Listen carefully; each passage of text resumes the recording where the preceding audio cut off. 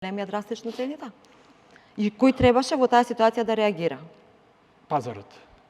Самиот Како можевме ние 25 години, никој да не го, кога имавме многу помалку маркети, како можевме да не се поставува тоа прашање дека некој бил алчен, дека и така натаму. 25 години.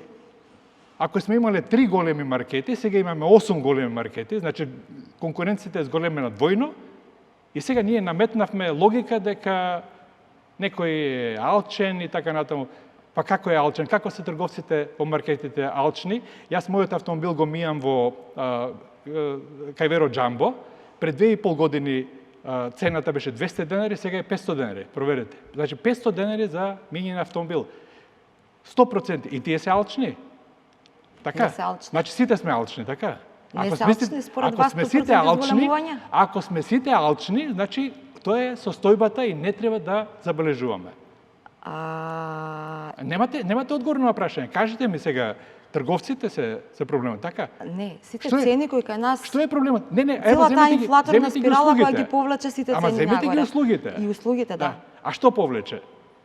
Токму тоа левичарење, односно притисок за зголемување на платите надвор од продуктивноста на трудот. Владата